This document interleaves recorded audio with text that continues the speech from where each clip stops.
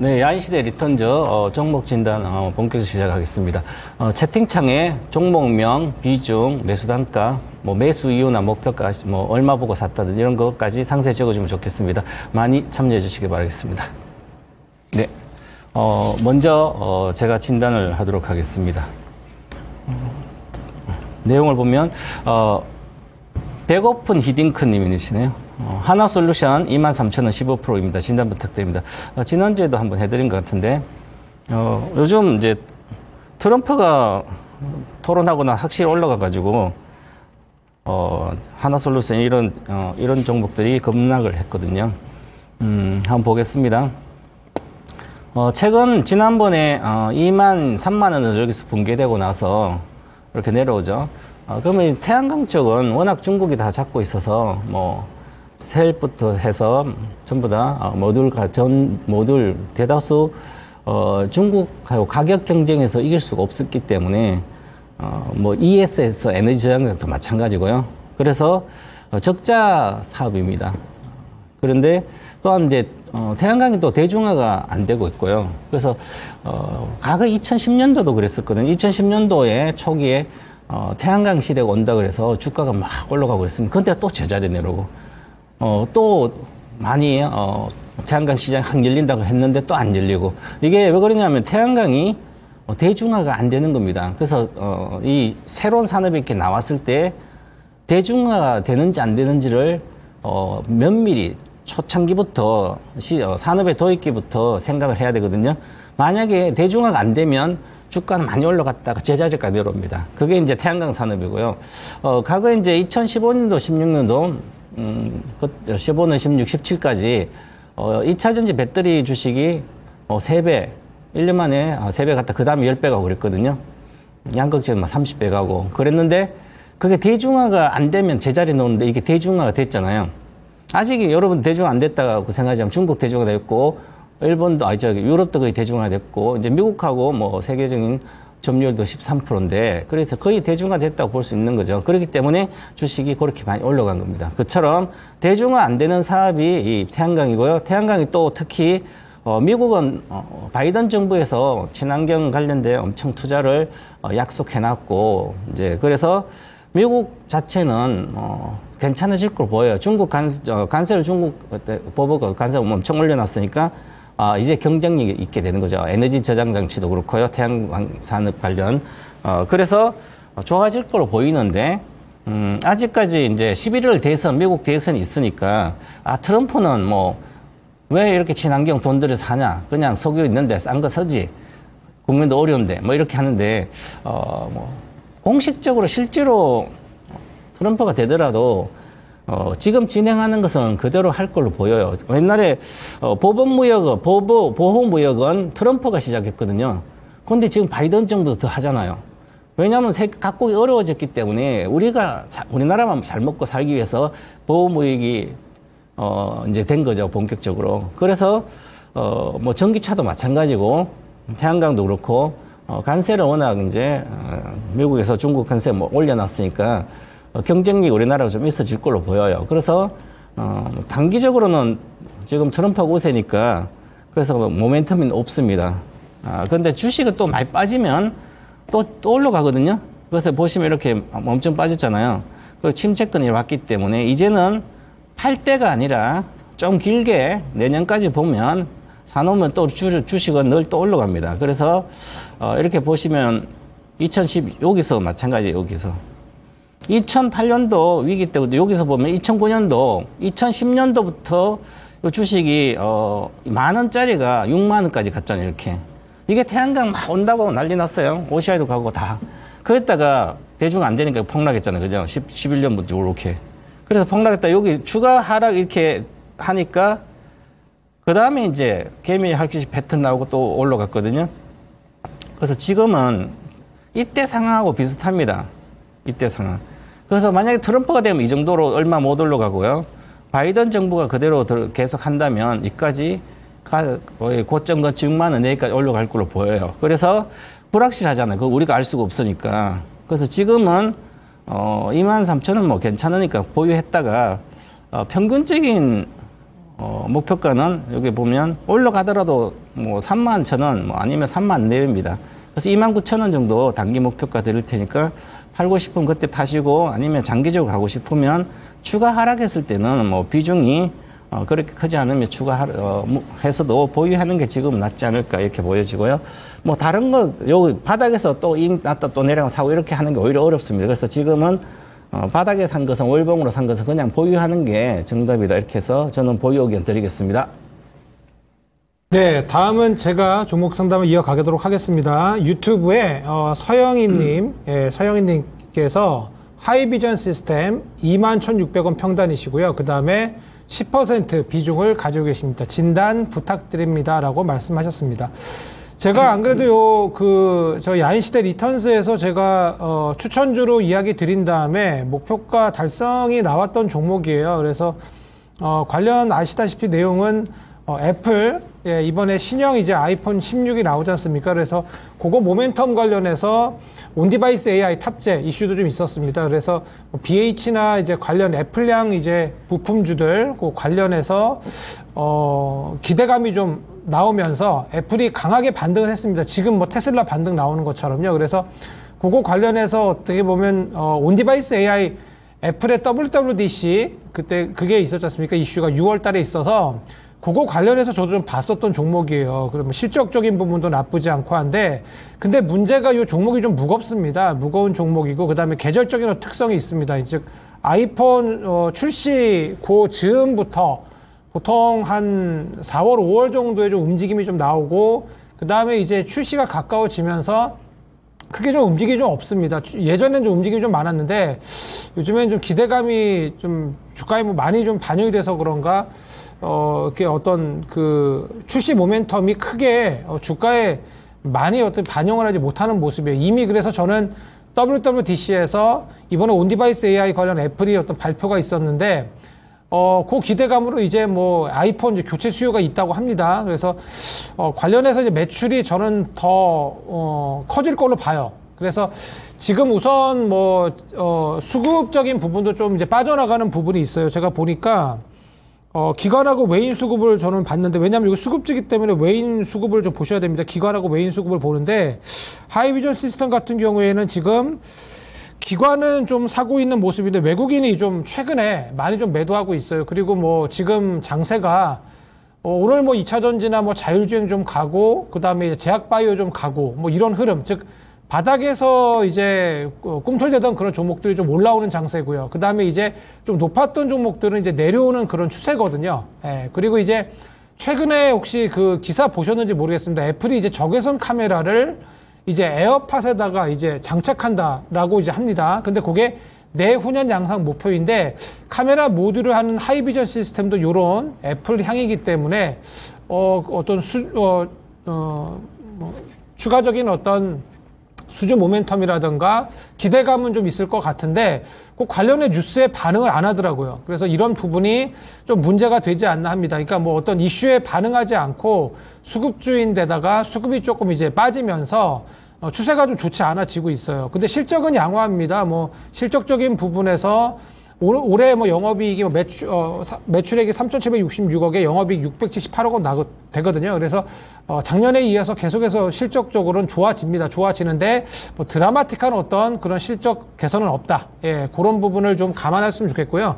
지금 비중이 한 10%세요. 21,600원. 그래서 지금 추세가 안 좋습니다. 그래서 중장기적으로 보시는지 모르겠습니다. 중장기적으로 보신다면 이제 애플 이제 아이폰 16이 이제 9월 정도에 출시가 되지 않습니까? 그때 나오는데, 그때까지 좀 보시려면은 오히려 그냥 저가권에서 추매를 하신 다음에 단기 한 반등 한 27,000원까지 보시는 전략도 괜찮아 보이고요. 왜냐하면 지금 온디바이스의 탑재 최초의 폰입니다. 애플에. 그래서 기대감이 있을 걸로 보여지는데, 지금 단기적으로는 제가 지금 선을 그어놨지 않습니까? 여기를 지금 밀리면은 얘가 좀 21,000원대, 2만 원대로 내려갈 수 있어요.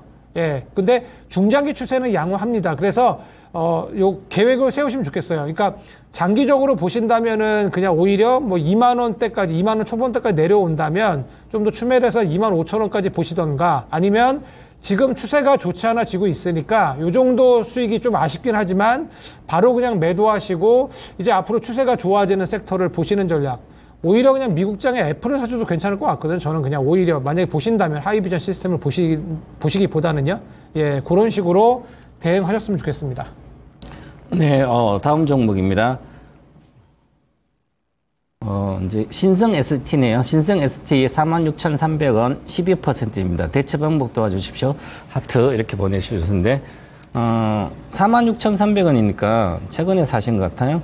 지금 4250원. 오늘 22%나 뛰어서 급등했죠. 오늘 뭐 전기차 관련 테마가 있으니까 소형주가 좀 더 빠르게 올라가죠. 바닥에서는.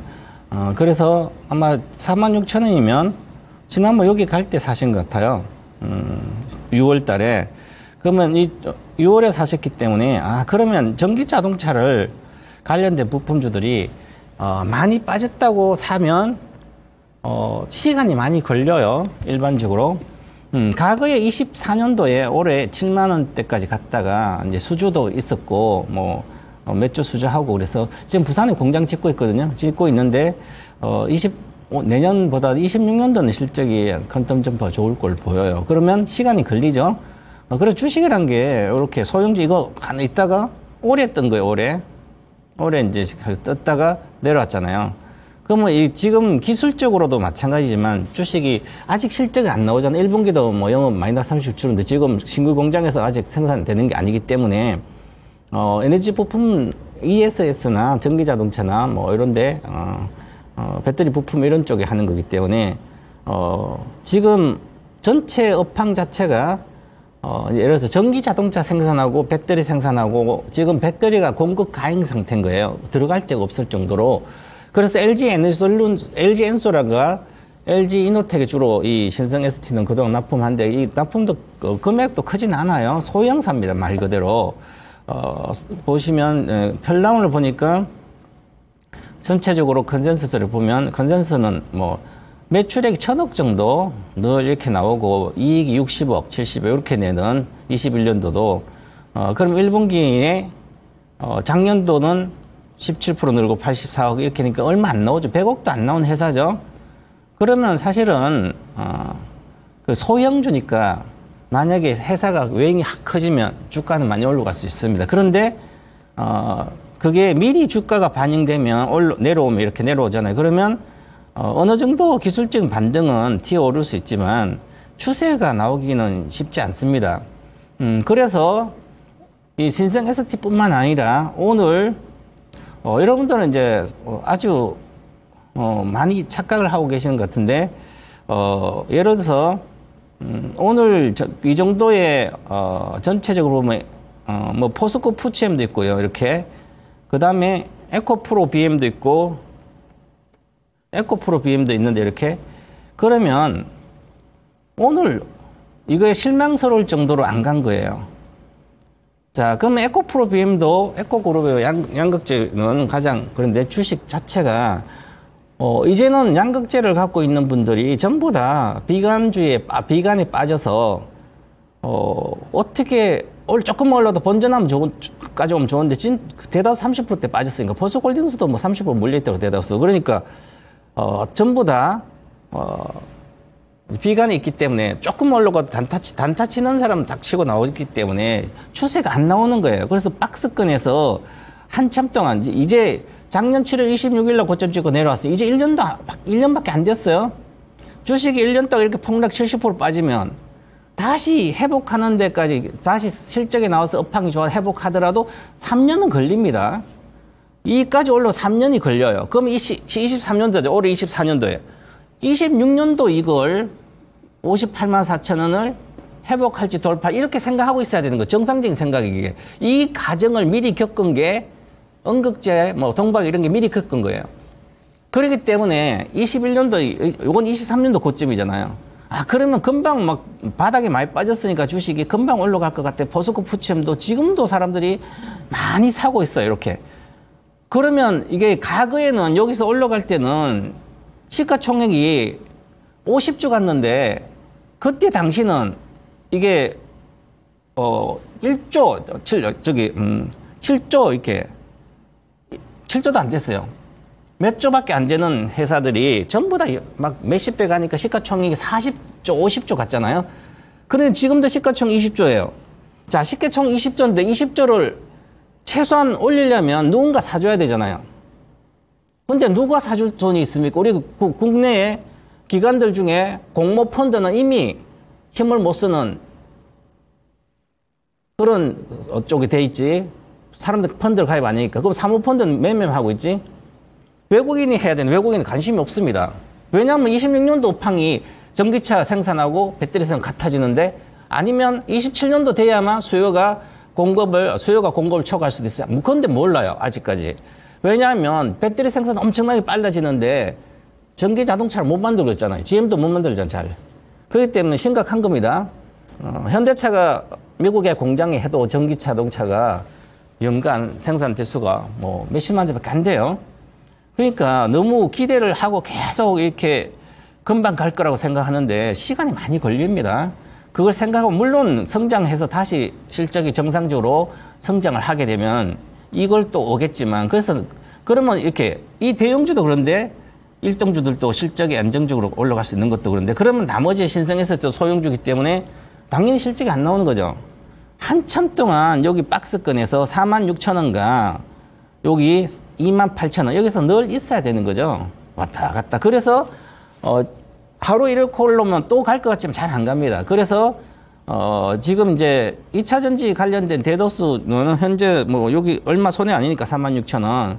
그럼 이번에 43,500원 목표가 드리겠습니다. 43,500원 간 목표가에서 팔고 실적이 개선이 확실히 돼야 되는 거죠. 그리고 여기 예상했던 실적보다 훨씬 더 잘 나와야 됩니다. 근데 아직 2분기도 실적이 안 나올 걸 보이고 올해 지금 특히 뭐 다 2분기 실적이 다 안 나옵니다. 이것도 특히 안 나오고요. 그래서 실적이 확인도 되더라도 잘 나오더라도 지금 주식은 그렇게 잘 가지는 못합니다. 그걸 꼭 생각하셔야 됩니다.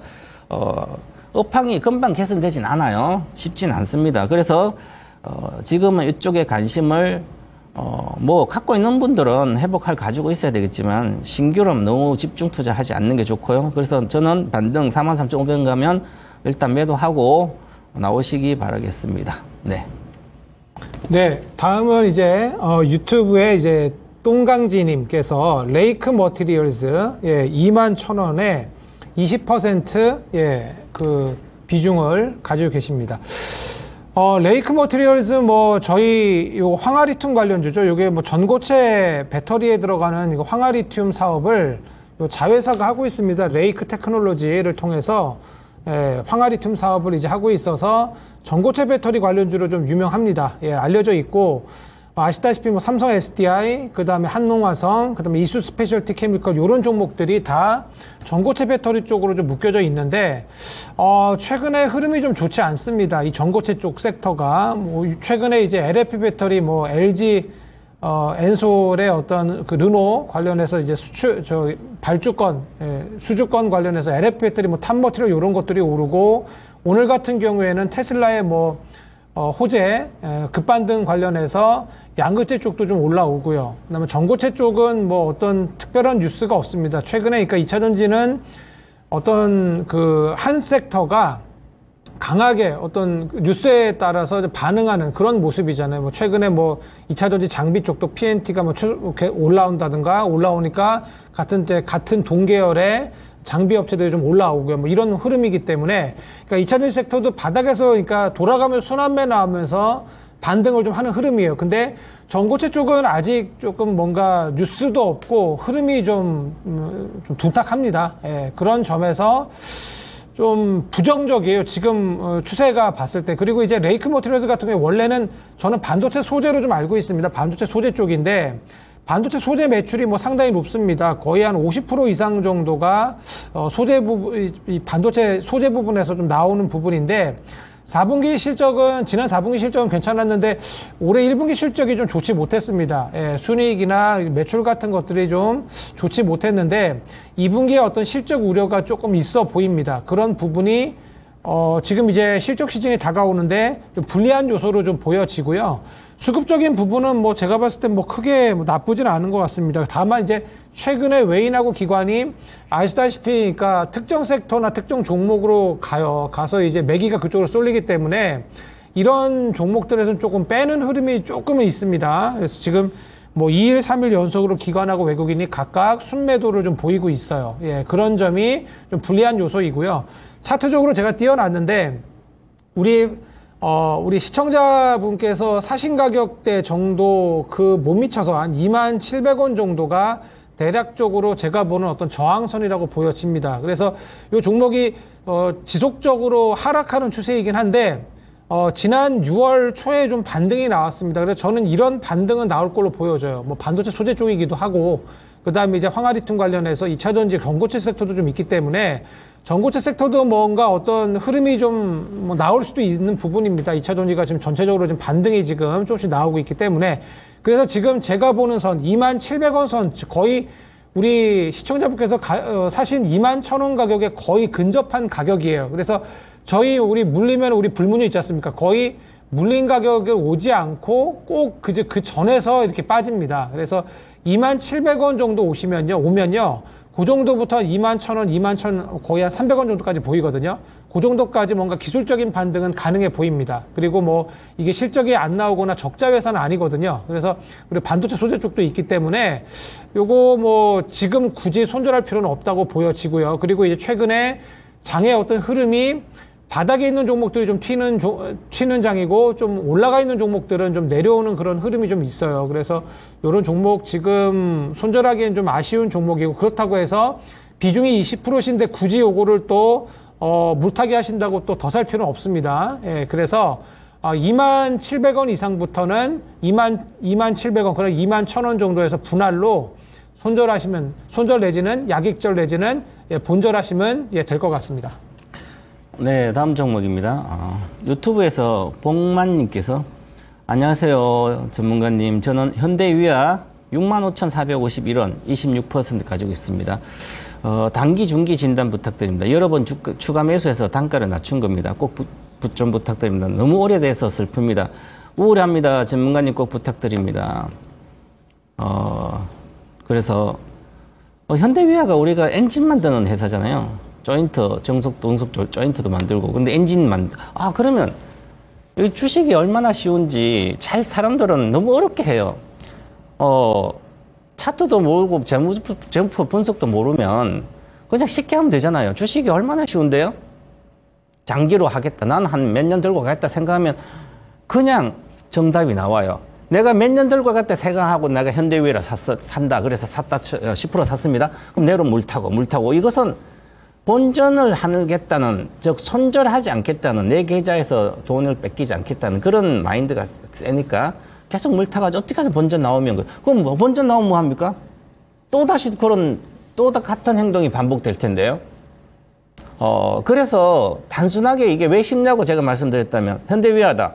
엔진 만들어요. 지금 자동차 패러다임이 바뀐 지가 언젠데요? 이 토마토TV 시청자들은 2016년도부터 시작해서 제가 2016년, 17년 계속, 19년 계속 그랬어요. 자동차 부품이고 현대기아차고 전혀 들고 있지만 관심도 가지지 말고 만약에 전기 자동차 만드는 거 사고 싶으면 테슬라만 사고 그것도 뭐 미국이니까 못 산다면 그냥 아무것도 하지 말고 전기차 배터리만 하라. 그리고 전기차 배터리를 30% 안 가지고 있으면 거액자산 될 자격이 없다. 그러면서 엔진이 없어지는 왜 엔진 주식을 사냐고 제가 현대위아를 엄청나게 그랬습니다. 과거에. 그리고 현대차도 15만 있을 때 2020년 되면 이거 6만 원대 간다. 근데 정말 코로나 때 와가지고 6만 5천 갖다 내려왔어요. 보세요. 주식이 얼마나 쉬운데 얼마나 어렵게 합니까? 이미 자동차 엔진은 14년도 갔다 끝없이 빠지잖아요. 이미 이렇게 빠져서 여기 보세요. 15년도 8월 여기부터 빠졌어요. 14년도. 15년도 8월에 잠깐 8, 9월 급등했잖아요. 근데 이때 8, 9월에 배터리가 급등했어요. 3개월 만에 막 3배씩 갔으니까. 근데 얘는 끝없이 빠져요. 거꾸로. 전기 자동차에 피해주죠. 엔진 안 들어가잖아요. 전기 자동차에. 그 엔진이 안 들어가는데 당연히 그래서 실적도 나빠지니까 현대기아차가 전기 자동차 잘 만들면 만들수록 이 회사는 매출이 줄어가겠죠. 단순하잖아요. 그러니까 이건 갖고 있으면 안 되는 거죠. 단 1초도 갖고 있으면 안 되는 거예요. 가지고 있고 싶으면 전기 자동차 부품을 부품도 지금 잘 안 나가니까 그럼 배터리도 지금 잘 안 되는데 그러니까 엔진도 마찬가지고 그래서 하이브리드 좋다고 하더라도 추세는 그런 게 아니죠. 그래서 이렇게 실적을 예상을 보면 사람들은 여러분들 돈 버시는 분들은 전부 다 최소한 3년 뒤를 보고 회사도 분석하고 어떤 세상 어떻게 흘러가 다 보고 있습니다. 그런데 보세요. 24년도 매출액 2%밖에 안 늘어요. 매출액이. 내년에는 정거사 에너지사 한 거 틀릴 수도 있고 맞을 수도 있지만 6%고 4% 전부 다 5% 이내에 성장하는데 매출 성장을 못하니까 이익은 자체가 필요 없는 거예요. 지금 이익은 잘 나와요. 작년에 20% 나오고 과거에는 2,200억 이렇게 했는데 지금 올해는 2,800억 예상돼. 왜 현대기아차 아직 하이브리드 잘 나가니까 엔진 들어가고 해서 그러면 이익은 잘 나오지만 매출이 외형이 성장 안 되니까 이것은 먹고 사는 것만 있지 주가가 퍼포먼스가 없는 거죠. 그러니까 이 주식을 물탈 게 아니라 그 물탈 돈으로 예를 들어서 현대위아라 살 돈으로 요즘 그런 때 샀으면 AI 반도체 이런 거 했으면 다 회복하고 남았을 거 아니에요. 이 손해인 거를. 그래서 안 되는 것을 아무리 물타도 안 되는 거예요. 그렇기 때문에 저는 손절가 먼저 드리겠습니다. 54,000원 내려가면 손절하시고 반등 시에 정말 길게 전체적으로 좋아가지고 올라가더라도 평균 단가를 보면 여기 보면 65,000원 정도입니다. 그래서 본인 상가격인데 저는 장기적으로 65,000원 간다는 근거가 없어요. 누가 사줘야 올라갈 거 아니에요? 저처럼 이렇게 엔진이 계속 줄어가 없어질 텐데 아무도 관심 없는데 그러니까 누가 안 사주잖아요. 그죠? 그러니까 맨날 여기 있는 거예요. 보세요. 그때. 그래서 제가 옛날에 2020년도 코로나 전국에 사람들이 이거 사고 난리예요. 엄청나게 내려왔잖아요. 저 위에서. 그러니까 여기서 막 많이 내려오니까 사가지고 단 1초도 보여하지 마라. 엔진이 없어지는 시대인데 왜 사냐고. 물리면 이거 답도 없다. 여기서 물리면 7, 8만 물리면 답이 없어요. 배터리 주식은 물려도 2027년도 또 성장하니까 다 회복을 해요. 가지고 있으면. 그런데 엔진이 없어지니까 안 되잖아요. 그죠? 그래서 54,000원 손절가, 목표가 65,000원 다행이지만 이것은 결단에 달려 있습니다. 지금 현대위아를 전량 매도하고 바로 자동차 주니까 자동차에 1등주 사면 되잖아요? 1등주 어디예요? 전기자동차 1등 테슬라잖아요. 그러면 이거 한 달 안에 회복할 거야 아마. 근데 못 하잖아요. 내가 모르니까. 용기도 없고 그게 갈지 안 갈지 이것도 손절하기 싫고 이러잖아요. 그죠? 그래서 이게 계속 허송세월이 연장되는 거예요. 주식 해봤자 안 되는 거예요. 평생. 대중도 90%가 주식을 그래서 돈을 못 버는 거잖아요. 그죠? 그래서 저는 54,000원 내려가면 손절 다 하고 나오시고 다행히 올라가서 지금부터 올라가서 65,000원 가면 본전에 다 나오시기 바라겠습니다. 네. 네, 다음은 이제 유튜브에 김명진 님이 파라다이스 14,900원에 10% 부탁드려라고 말씀해 주셨습니다. 파라다이스 저도 이게 어제 그 파라다이스 그룹이 뭐 장충동에 이제 큰 호텔 짓는다고 그 이야기를 했습니다. 그러면서 이제 뭐 앞으로 이제 미래 비전에 대해서 얘기를 좀 많이 했어요. 뭐 VIP 관련 어떤 이제 시설 같은 것도 확충한다 뭐 이런 얘기를 한 것 같은데 엄청나게 내렸습니다. 지금 보니까 2분기 실적도 지금 실적 시즌이 오고 있지 않습니까? 실적도 보니까 뭐 그렇게 나쁘진 않습니다. 오늘 보니까 KB증권에서 이제 올해 2분기 예상 매출 영업이익이 좀 나왔는데 예상 매출액은 한 2.1% 늘어납니다. 2,811억 원. 그다음에 영업이익이 한 7.8% 줄어들어요. 506억 원. 그리고 영업이익 같은 경우에는 컨센서스를 좀 상회합니다. 그래서 영업이익은 449억 원 정도로 나와서 상회할 걸로 이제 보여지고 있어요. 나쁘지 않습니다. 그리고 이제 5월달 이제 성수기 효과가 좀 있었습니다. 그래서 그런 부분들이 2분기 실적으로 잡힐 것 같은데 뭐 아시다시피 이제 6월 이제 말 정도에 유가증권으로 이전 상장을 좀 완료했죠. 그래서 관련한 어떤 수급적인 어떤 부분은 이미 재료가 좀 소멸이 된 것 같고요. 보니까 12월 이제 코스피 200 편입 어떤 이슈가 좀 있습니다. 그래서 그 이슈가 있는데, 오늘 많이 내렸어요. 근데 많이 내린 이유가 오늘 보면은 뭐 저도 좀 장을 좀 많이 봤는데, 기관하고 연기금이 좀 많이 매도하는 그런 종목들이 좀 많았습니다. 과도하게 매도를 했는데, 파라다이스 같은 경우에는 뭐 수급주지 않습니까? 그래서 뭐 외국인이 17만 주, 그 다음에 기관이 43만 주, 금융투자가 6만 주, 보험, 투신 뭐 전부 다 순매도입니다. 개인만 샀습니다. 기타 법인 조금 사고요. 연기금도 21만 주를 던졌습니다. 그래서 수급적인 부분이 지금 어떻게 보면 급락의 원인으로 보여지고요. 근데 뭐 실적적인 부분이 뭐 크게 문제는 없습니다만, 이게 수급주라고 합니다. 그러니까 뭐, 이게 대형주기 때문에 이런 것들이 어떤, 작은 어떤 그런, 주체, 수급 주체가 움직이는 그런 종목은 아니거든요. 그래서 대형 수급 주체가 오늘 좀 많이 던졌다 이렇게 보시면 될 것 같고요. 그러니까 지금 7월 들면서 좀 그가 뭐 파라다이스는 뭐 많이 오른 것도 아닌데 좀 이렇게 포트를 조정하는 그런 어떤 느낌이 좀 있어 보입니다. 예, 그래서 파라다이스는 좀 많이 하락을 했는데 어떻게 보면은 지금 박스권 저점까지 좀 오는 모습이에요. 박스권 저점은 지금 제가 긋는데 대략적으로 12,500원 선입니다. 네, 실적이 뭐 나쁘지도 않은 종목이 보통 박스권 안에서 움직임이 나오면 보통 박스권 하단에서 산다면 안정적인 어떤 매수 기회가 될 수도 있는데 지금 우리 시청자분께서는 거의 15,000원이니까 단기 박스권 상단에서 사셨어요. 예, 좀 사셨고 대략적으로 지금 1년 안에 15,700원 선 그 이상도 올라오는 그런 모습인데 지금 보시면은 조금 수급적인 부분이 좀 좋지 못한 것이 좀 있습니다. 그래서 과감하게 뭐 요거를 좀 단기적으로 보셨는지 모르겠어요. 아니면 뭐 중기적으로 보셨는지 모르겠는데 중기적으로 보신다면은 저는 한 14,000원은 다시 올 것 같아요. 14,000원은 한 몇 개월 정도 잡으시면요.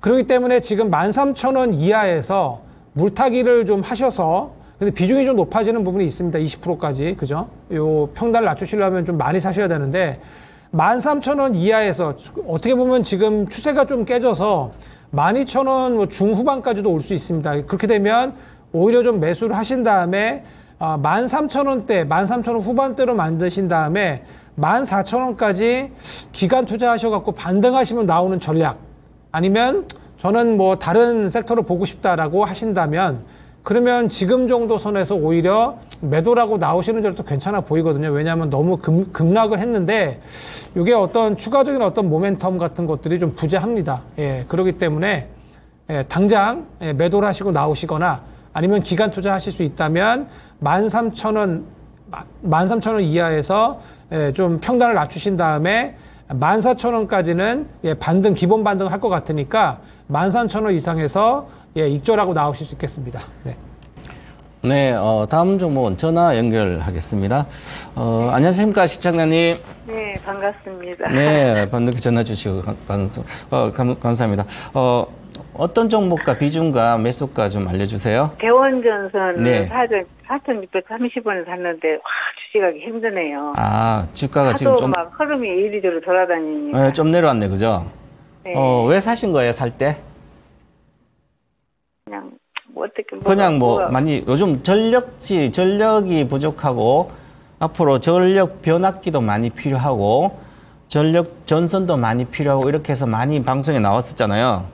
근데 좀 높이 그래서 산 이제 것 같아요. 그래서 주가가 이제 올라갔는데 사실은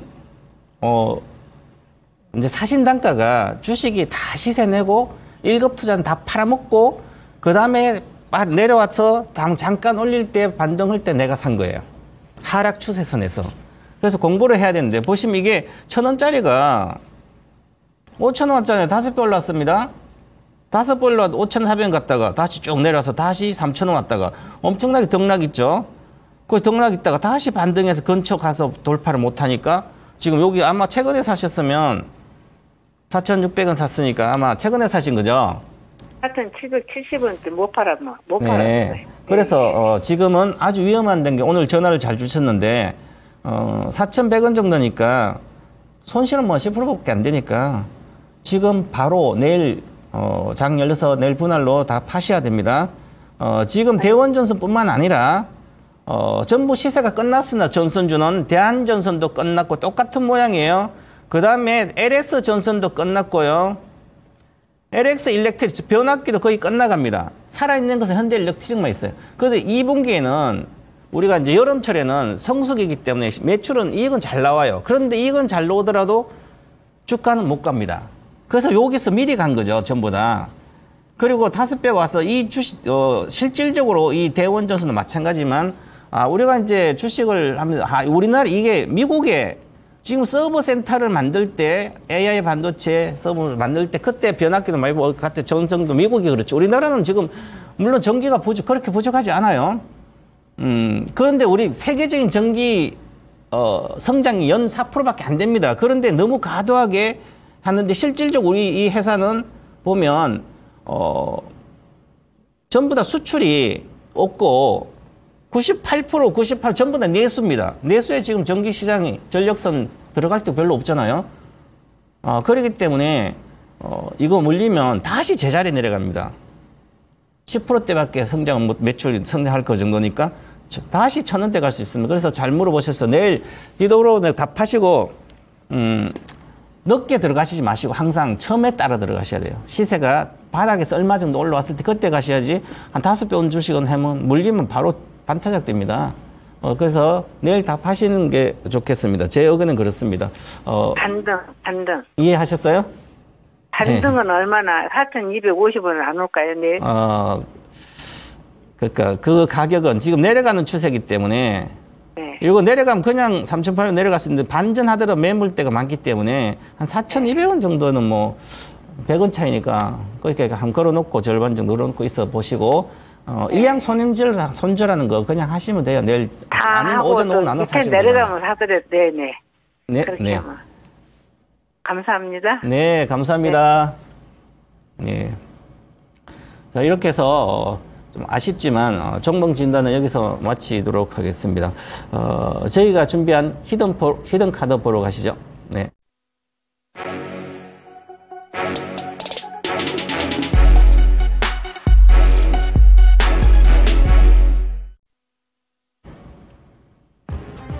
네, 제가 준비한 히든 카드 시작하도록 하겠습니다. 네, 히든 섹터는 제가 준비한 히든 섹터는 바로 해운 그리고 추가해서 어닝 서프라이즈라고 적었습니다. 네, 우선은 저희 글로벌 해상운임이 그 급등세가 좀 그치지 않고 있습니다. 그리고 이제 물류난에 대한 우려가 좀 커지고 있어요. 그래서 이제 해운사 같은 경우에는 좋습니다. 치솟은 운임이 당연히 수익성 개선에 이바지를 할 것으로 보여지고요. 그리고 이제 상하이 컨테이너 운임 지수 거의 다 아실 겁니다. 요게 이제 해상 운임 관련 지수들이 연중 이제 최고치를 기록을 하고 있고요.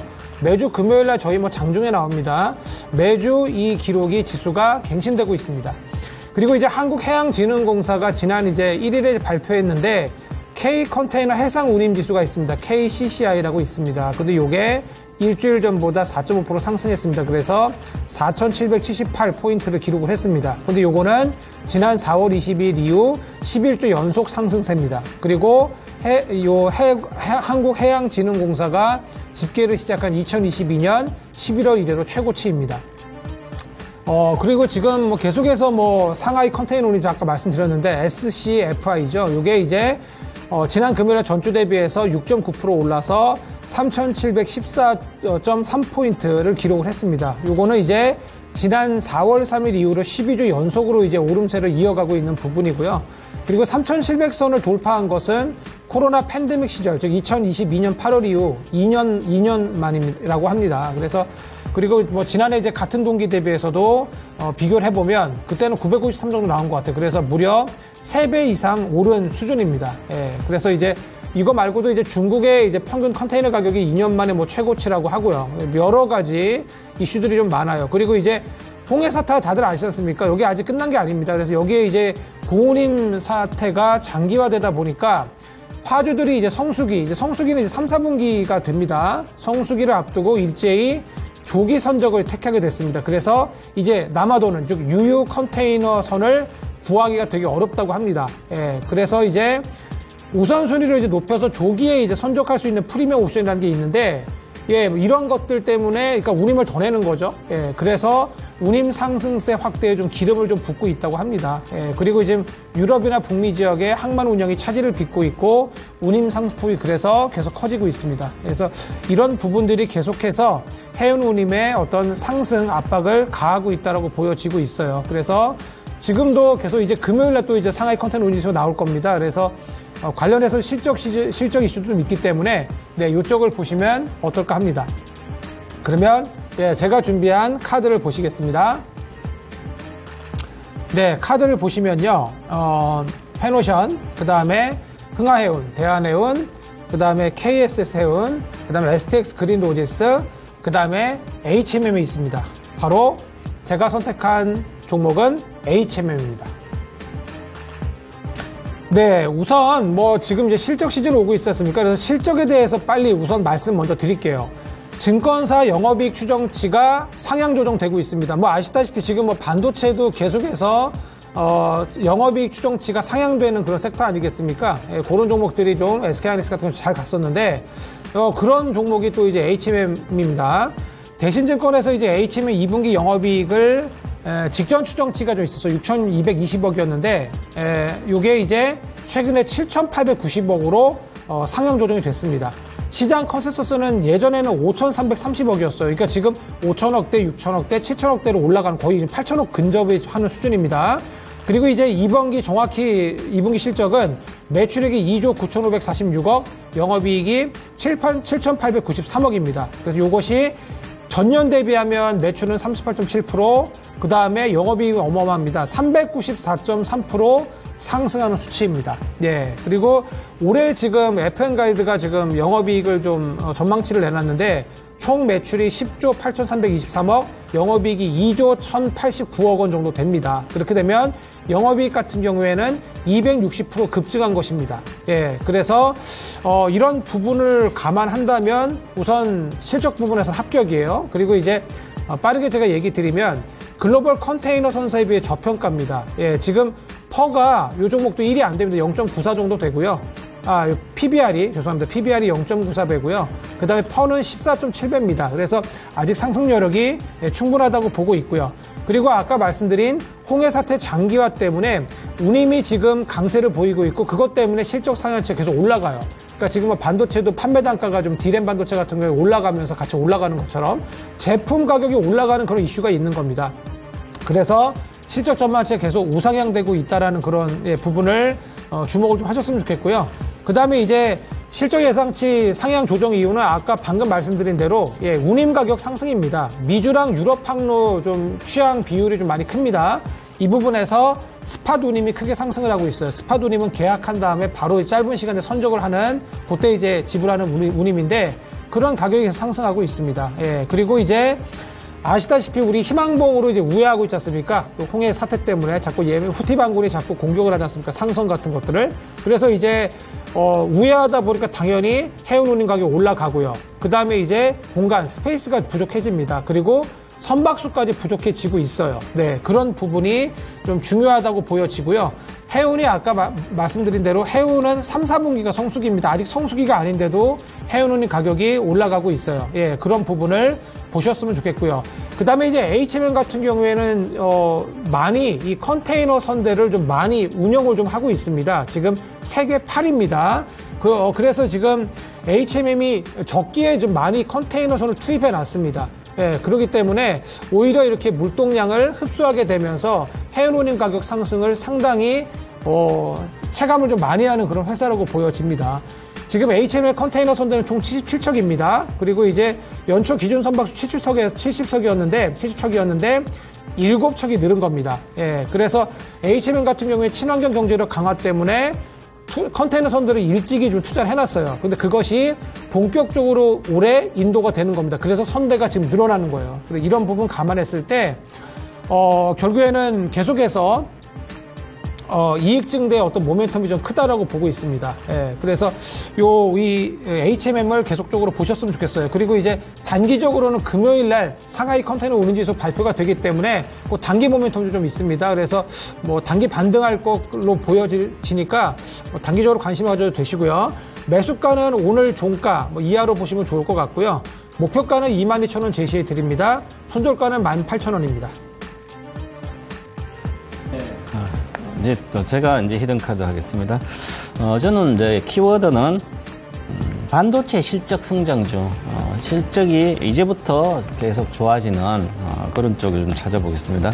그래서 이제 반도체 주가는 항상 경기에 선행을 하고요, 가장 빨리. 그 다음에 실적도 선행을 합니다. 그래서 적자 날 때 반도체 종목은 사서 이익을 많이 낼 때 팔아야 되는 거죠. 그래서 우리가 이제 반도체 주식은 항상 과거에 2017년도 실적이 좋았어요. 18년도 좋았는데 근데 18년도 이렇게 거의 고점이 찍었거든요. 그리고 내려왔다가 다시 21년도 경기가 이제 했으니까 21년도 거의 고점 찍고 내려오는 거예요. 그래서 이렇게 계속 내려왔다가 이제 다시 경기가 조금씩 회복되는데 지금 현재 우리나라 지난달 수출 증가율 5.1%거든요. 나머지는 뭐 산업생 투자 설비투 이런 거 다 안 좋은데 수출만 5% 정도 이렇게 좋아졌어요. 그 증가율이. 그러면 수출에 거의 다 차지한 게 반도체와 자동차거든요. 그래서 반도체는 확실히 좋아지는데 그래서 이제부터 지표로 실적으로 좀 나오기 시작하고 있습니다. 그래서 과거의 반도체 어떤 실적이 올해 실적은 과거에 좋았던 21년도 그 다음에 18 이런 걸 실적으로 돌파를 못할 걸 보여서 내년에는 확실하게 사상 최고의 실적이 나오지 않을까. 그러면 아직까지는 고점이 아니라고 봐야 되는 거죠. 아직 경기가 수출 증가하고 있으니까. 그래서 지금은 또한 반도체는 AI 반도체도 항상 AI 반도체가 성장하고 메모리 반도체는 물론 AI 반도체도 메모리가 들어가잖아요. 그런데 과거처럼 메모리 산업만 딱 보면 메모리 산업은 나빴다가 매출이 늘는 게 아니라 이익이 개선되는 가격이 올라가서 메모리 가격이 올라가서 그래서 이익이 늘어나는 다시 정상화되는 그런 과정이고요. 이게 산업이 경기가 아주 좋아져서 메모리 산업이 좋아서 매출이 많이 는다. 그건 아닙니다. 그래서 올해 정도 내년 정도도 봐도 현재 대다수 증가율은 한 20% 이상을 못 가는 것 같아요. 그래서 대신에 현재 AI 반도체 관련된 것은 엔비디아도 항상 지금 고평가를 막 그러잖아요. AI 반도체 핵심 엔비디아도 그렇고 늘 많이 빠질 거다, 아니다 들어갈 거다 이렇게 논란이 계속 있고 그래서 AI 반도체는 대다수가 고평가가 맞습니다. 우리가 장비주 같으면 장비가 가장 먼저 들어가니까 한미 반도체 이렇게 하면 어느 정도 더 올라갈 수는 있겠더라도 이미 실적 대비는 고평가되어 있는 거다. 미래까지 다 내년까지 반영됐지 않았나 이렇게 보고 그다음에 메모리 반도체 쪽은 조금씩 좋아지고 있다. 그래서 메모리 반도체를 우리가 크게 좋아지지 않았기 때문에 막 급증하고 이익이 매출액이 그렇지 않기 때문에 한 삼성전자가 이렇게 약하게 잘 안 올라가는 거죠. 하이닉스는 급하게 좋아지고 있으니까 좀 더 나은 거고 그렇습니다. 그래서 이제는 메모리 반도체가 관련된 AI 반도체 많이 주가가 올라서 이거 메모리 반도체 관련된 밸류 체인에 있는 종목들이 그냥 많이 갈 거다 이렇게 생각하면 실적이 받쳐주지 않기 때문에 너무 빠르게 그렇게 급등하지는 않을 걸로 보이고 우상향은 좀 하지 않을까 이렇게 보여집니다. 그래서 저는 그 안에서 종목을 한번 찾아보도록 하겠습니다. 히든카드 후보 종목 보도록 하겠습니다. 네, 이렇게 SK 하이닉스도 있고, DB 하이텍, 한미 반도체, 삼성전자, 대다수 우리나라 핵심적인 종목들이죠. 그 다음 제주 반도체, 테스트, 소형주도 있고. 자, 그러면 저는, 삼성전자를, 선택했습니다. 자, 삼성전자가, 모레, 금요일 날, 실적을 발표하죠. 잠정 7월. 8시 반쯤 나올 텐데, 보면 알겠지만, 이미 조금 좋을 거라고 보고 있습니다. 그런데, 우리 예상보다 좋아야 되는 거예요, 항상. 컨센서스보다 더 좋아야만, 좋은 거고요. 그래서 컨센서스보다 좀 더 좋게 나오지 않을까, 그렇게 보고 있습니다. 그리고 또한 특히 지금부터 하반기잖아요.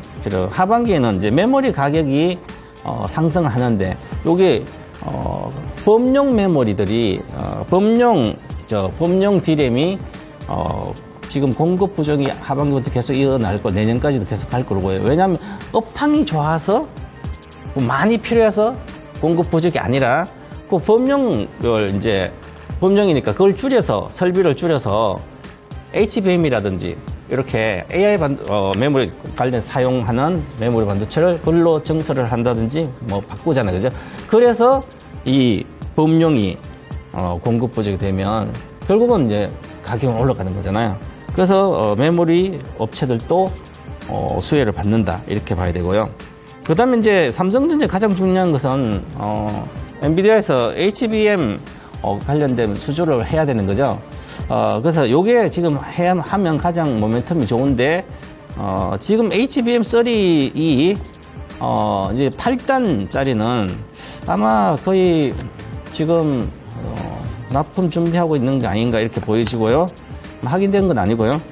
그 다음에 12단짜리 좀 기술이 앞서가는 12단 HBM 제일 좋은 12단까지 간 HBM3는 10월 정도에 저는 되지 않을까 이렇게 보여요. 그래도 결국은 지금 엔비디아가 생산을 빨리 해서 많이 해줘야 되는데 지금 엔비디아 칩을 뭐 테슬라도 많이 달라 그러고 마이크로소프트도 달라는데 별로 못 주고 있잖아요.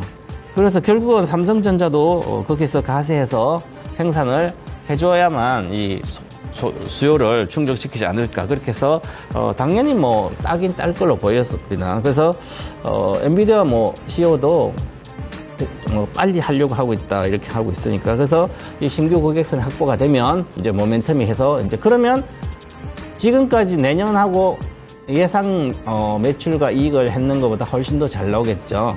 그리고 뭐 양산이 잘 되면 뭐 삼성전자도 뭐 잘하니까 그냥 빠르게 이 공급 부족이 해소가 되지 않을까 보고 그래서 실제로 그러면 매출에 큰 기여가 되겠죠. 그래서 삼성전자 4분기 정도에 매출에 반영이 되지 않을까 이렇게 보여서 그리고 금요일날 실적은 뭐 좀 괜찮게 나왔고 영업이익이 1분기 대비해서 한 20% 늘어나면 성장을 재개하고 있다 이렇게 봐야 될 것 같고요.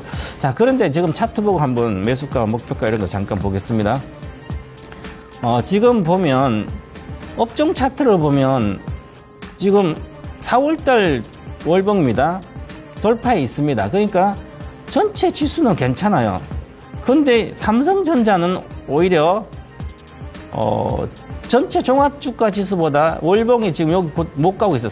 83,000 돌파해야 되는데 고점 86,000이 못 가고 있잖아요. 아주 약한 거죠, 그죠?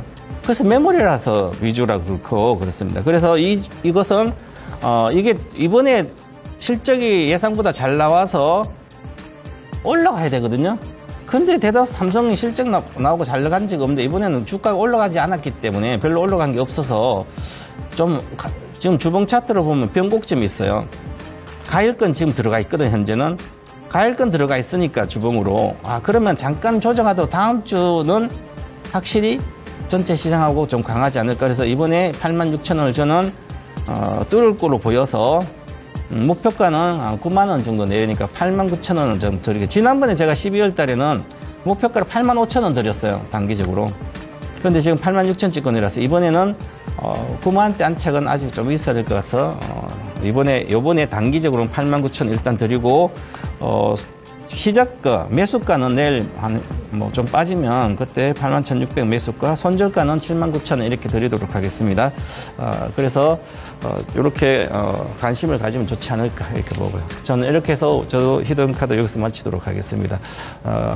지금까지 종목 진단하고 히든카드 마무리하겠습니다. 전문가님 뭐 행사 있어요? 네, 저는 다음 주에 있는데 우리 최병원 전문가께서 유튜브 정기 라이브 있으시죠? 저는 늘 일요일 날 저녁 8시에 있습니다. 그래서 전문가님 언제 있어요? 저는 다음 주 금요일에 있습니다. 네. 알겠습니다. 이제 이렇게 마치고 편한 밤 되시기 바라겠습니다. 감사합니다. 감사합니다.